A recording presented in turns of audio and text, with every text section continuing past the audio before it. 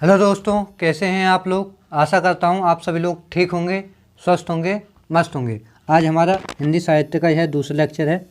कल हम पढ़ रहे थे हिंदी के बारे में, जिसमें हमने प्राचीन आर्य भाषा देखी, मध्यकालीन आर्य भाषा देखी थी। प्राचीन में हमने देखा था शुरुआत कहाँ से हुई, वैदिक संस्कृत से।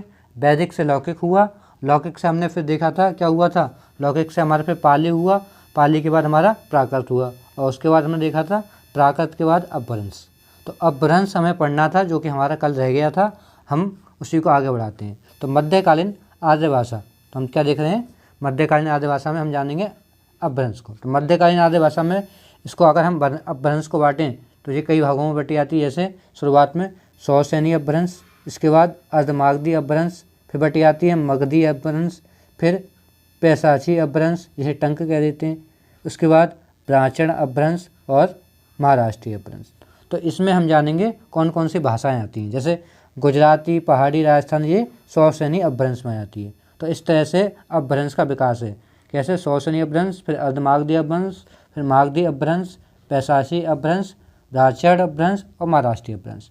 तो ये सौसैनी अपभ्रंश में किस भाषा का उद्भव हुआ, जो पश्चिमी हिंदी है। पश्चिमी हिंदी कौन सी, जैसे गुजराती, पहाड़ी और राजस्थानी, ये वाली भाषा किस में आ जाएगी, पश्चिमी हिंदी। और ये कहाँ आ जाएगी, सौसैनी के अंतर्गत आ जाएगी। अर्धमागधी का मतलब क्या हो गया, जैसे जो पूर्वी हिंदी आ जाएगी। पूर्वी हिंदी कौन सी होती है, जैसे हमारी अवधी, बघेली और छत्तीसगढ़ी, ये हमारी काय में आ जाती है, पूर्वी हिंदी। पूर्वी हिंदी यानी पूर्वी हिंदी का विकास किससे हुआ, तो अर्धमागधी अपभ्रंश से हुआ है।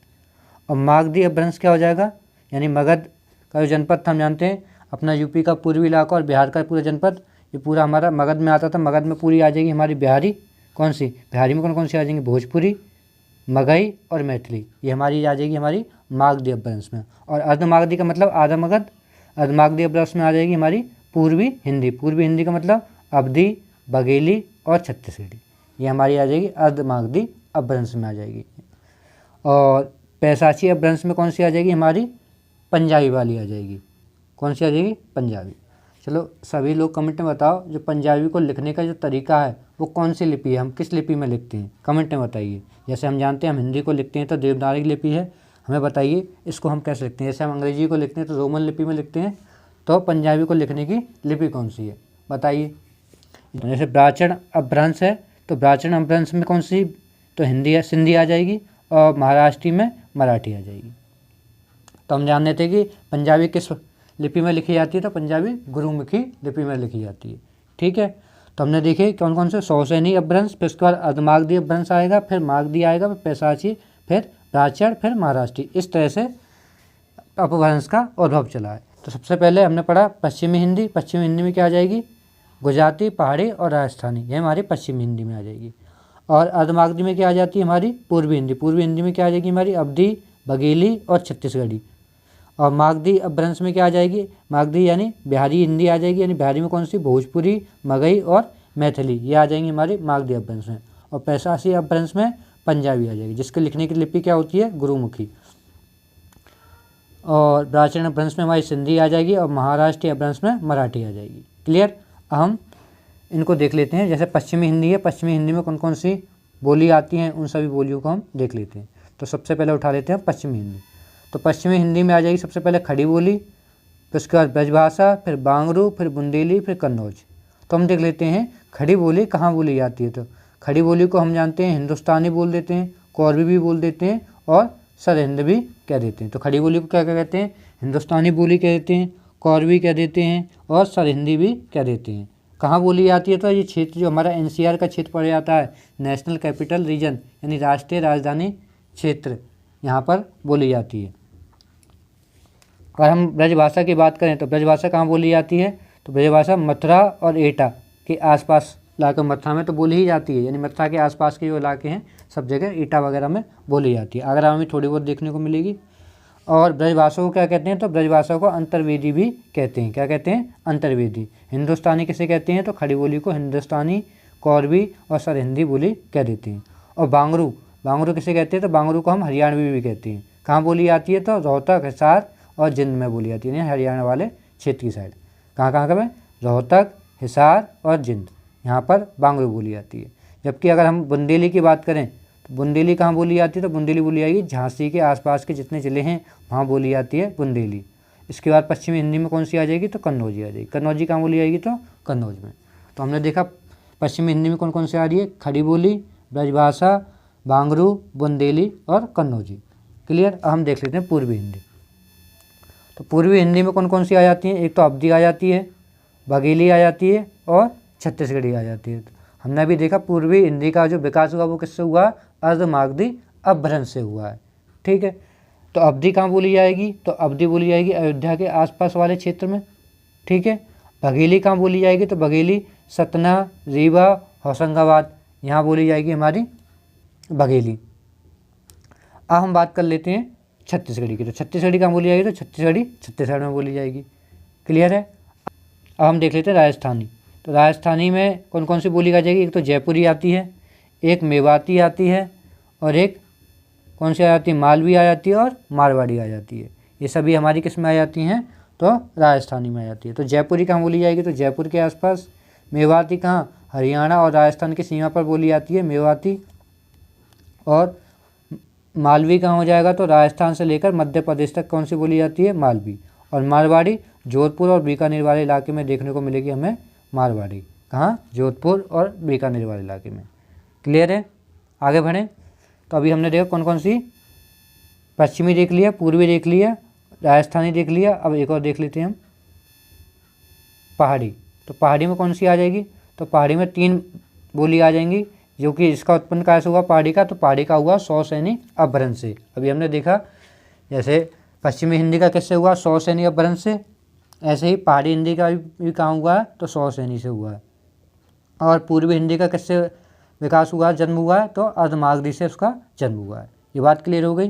पूर्वी हिंदी अर्धमागधी से, और पश्चिमी हिंदी, राजस्थानी और पहाड़ी ये किससे हुई हैं, तो ये 100 सैनी अपभ्रंश से हुई। तो पहाड़ी में कौन सी बोली आ जाती है, 3 आ जाती है, एक तो गढ़वाली आ जाती है और कौन सी आ जाती है, कुमाऊनी आ जाती है और पश्चिमी पहाड़ी आ जाती है। गढ़वाली कहाँ बोली जाती है, तो दून क्षेत्र यानी उत्तराखंड वाले इलाके में। कुमाऊनी कहाँ बोली जाती है, तो नैनीताल और अल्मोड़ा यानी ये भी उत्तराखंड वाले इलाके में बोली जाती है।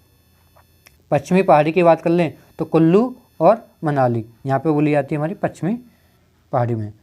ठीक है। अगली आ जाएगी हमारी बिहारी। तो बिहारी हमने अभी देखा था किससे जन्मी है, तो बिहारी मागधी अपभ्रंश से जन्मी है। कितने हैं, मागधी। तो हमने देखा पहाड़ी में कितनी बोलियाँ थी, 3। ऐसे ही बिहारी में भी 3 आ जाती। कौन सी, मगही, भोजपुरी और मैथिली। मगही कहाँ बोली जाती है, तो मगही आ जाएगी पटना के आसपास वाले क्षेत्र में। भोजपुरी कहाँ आ जाएगी, तो हमने कहा भोजपुरी आ जाएगी पूर्वी उत्तर प्रदेश से पश्चिमी बिहार तक।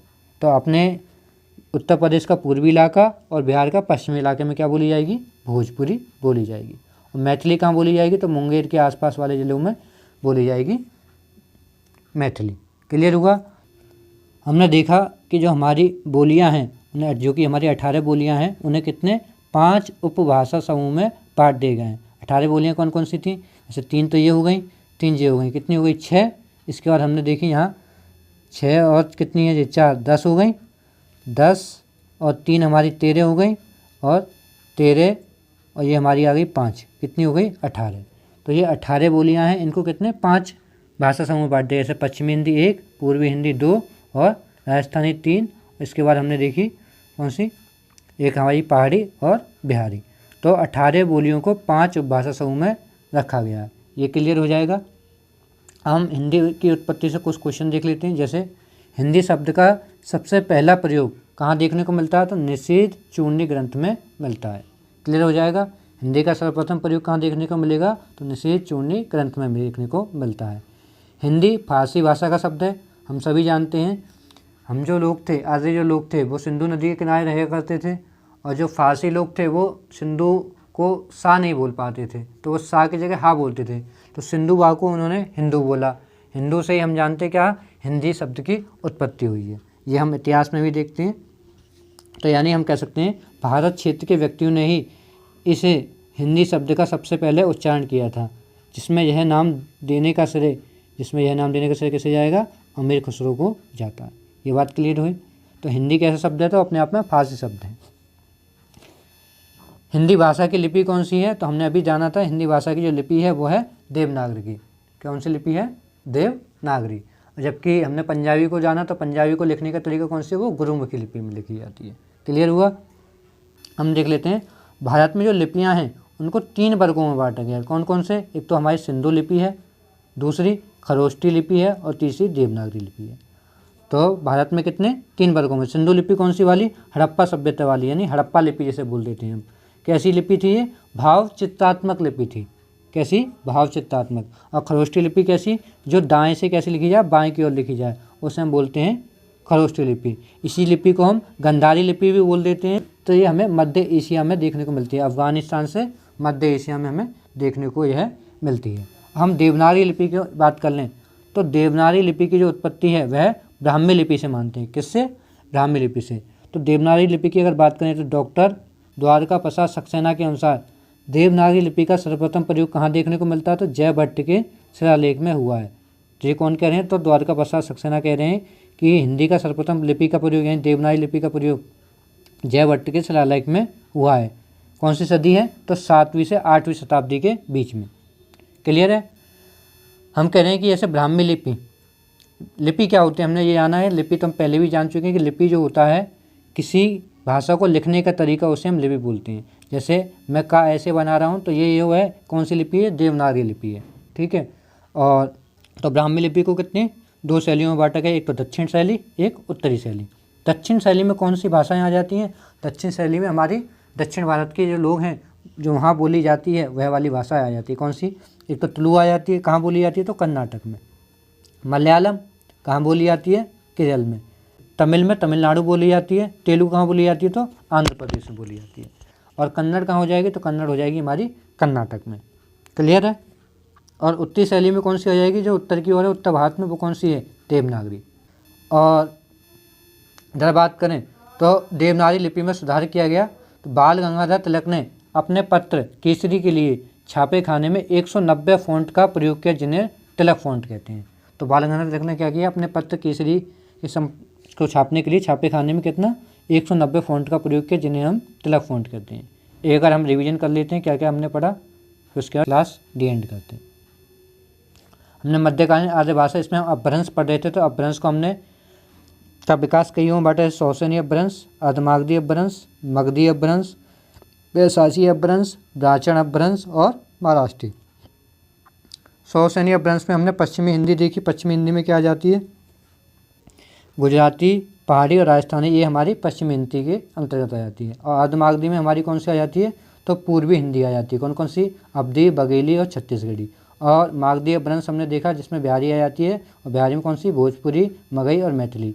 और वैशाची में पंजाबी। और ब्राह्मण में कौन सी आ जाती है हमारी? तो सिंधी आ जाती है। और महाराष्ट्रीय अपभ्रंश में मराठी आ जाती है।